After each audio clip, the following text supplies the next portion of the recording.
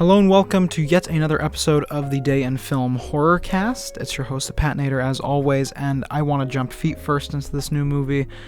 Before we do, I first have to ask you to like and subscribe to the channel, respectively. It really does mean the world to me, and this channel is growing at a crazy rate, and I'm glad to see the so far positive response on the Ringu video. With all that out of the way, let's jump into the movie today. I watched Pulse, directed by Kiyoshi Kurosawa, unrelated to the great Akira Kurosawa. I've been wanting to watch Kiyoshi Kurosawa's movies for a very long time, and I figured finally, since it's October and it's horror movie month, I'd finally watch one of his higher revered movies that isn't Cure, because Cure is not streaming. Trust me, if I could watch it, I would, because it seems so good. But in case you don't know what Pulse is, I'll kind of try and summarize the plot for you right now. Pulse is about, it's basically ghosts coming into our world and in their eternal loneliness trying to make us lonely so it's even. And I completely just butchered the story. That's another thing. Just like with my Ringu video, I know for a fact I did not understand this movie as much as I probably should have, or the story was much more confusing than it was meant to be, mainly because I do not speak Japanese. Again, this is a very big problem with me. I don't know why I can't control it. And complete total honesty here, I'm not going to lie to you guys, it is at least partially also because of the fact that I fell asleep during the first, I'd say 30 minutes of the movie, and then rewound to when I fell asleep. Even when you do this, and I've done this multiple times, most notably being with The Shining and Stalker, directed by Tarkovsky and Kubrick, not respectively, the other way around.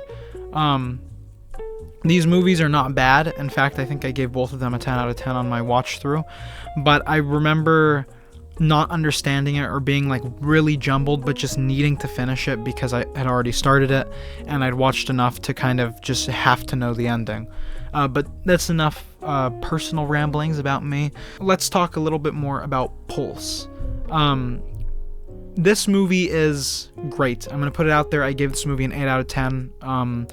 It's not a lot of movies make me feel as simultaneously as hopeful and despairful. I don't think it's a word, but not a lot of movies make me feel both of those. And I think that's mainly because of the fact that the characters in this movie play such different roles. For example, the main guy in this movie, Kawashima, played by the excellent, I'm not going to pronounce that name, I'll flash a picture of him right there. His role in this movie is basically to be the hopeful guy. The whole thing is that as soon as you feel lonely, you are lonely, and then you end up either killing yourself or getting absorbed into the ghostly realm. At least that's how I interpreted it. And his whole character, the entire movie, is to be hopeful. He's constantly trying to, like he says, I'm going to live forever, I'm never going to die, ghosts aren't real. He is constantly trying to deny the outside facts, if for anything, the safety of himself. And I love that. And in a lot of ways, that is how I live through my life. And then there are complete opposite characters like Haru, his love interest for about the first half of the movie, who is totally depressive about this whole thing, going, what if after death there is just nothing and eternal loneliness, which it turns out, at least in this movie, there is. And just the way these ideas clash in the movie, it's a very personal thing, because, at least for me, this is something I think about, not regularly, but at least semi-regularly. To get a bit more technical about the movie, it is a true, just not work of art, it is a work of art, but I want to use a less strong descriptor for it. It is a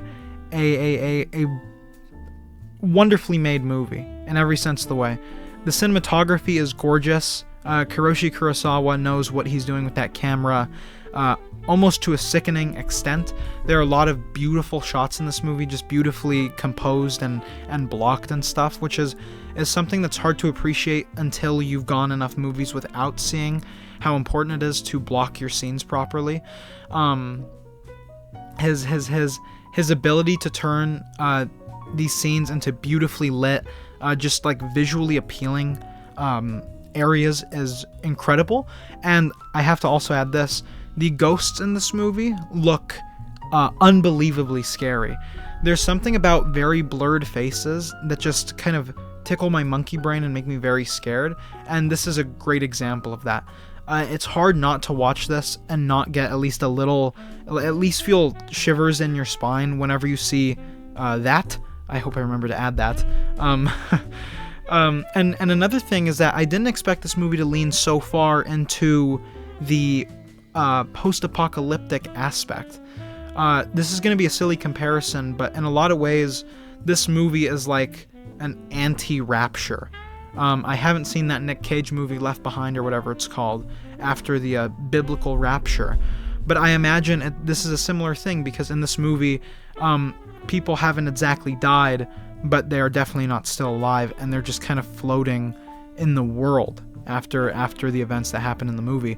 And having the main two characters just drive down empty cities or empty city roads filled with or noticeably lacking all those things you expect in a city is spine-shakingly scary.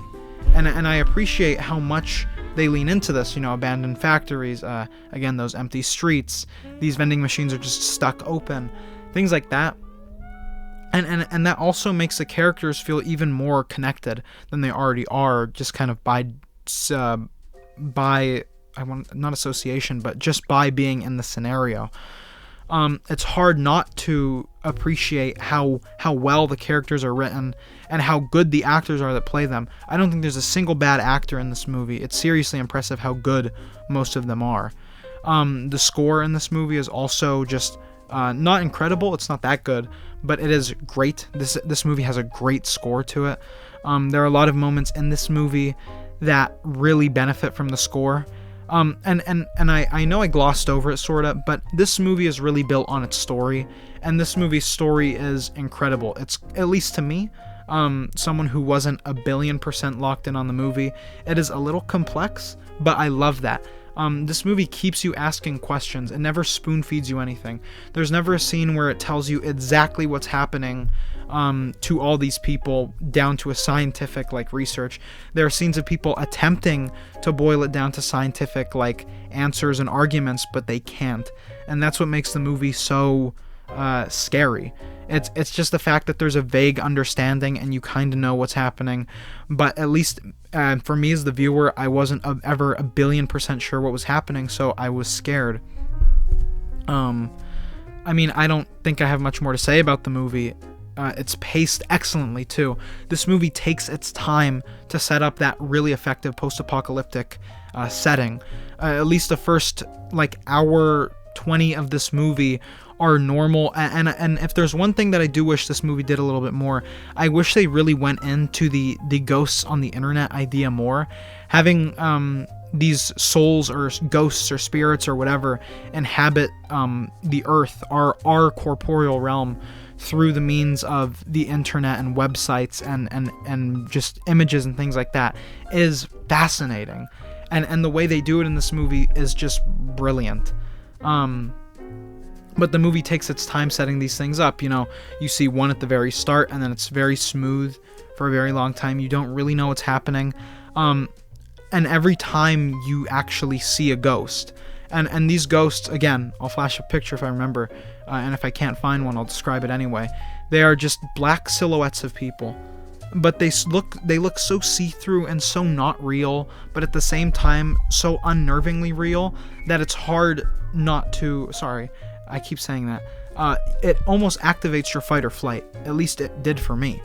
But I don't think I have much more to say about the movie. This is definitely a standout in Japanese horror cinema. This is a excellent, at least for me, I know this wasn't his first movie, this is an excellent first film for Kiroshi Kurosawa. I think that's his name. I keep mixing it up in my head. This guy knows exactly what he's doing, and if I can somehow, I don't want to rent Cure, but if I can buy it or watch it third party, I will. I'm sure I will absolutely love it. but I don't have much more to say. I hope you enjoyed the video. I hope you're enjoying this in this recording form like this. Hi. But yeah, that's all I have to say. I hope you have a wonderful day, and I will see you in the cemetery. Mwah, ah, ah, ah, ah.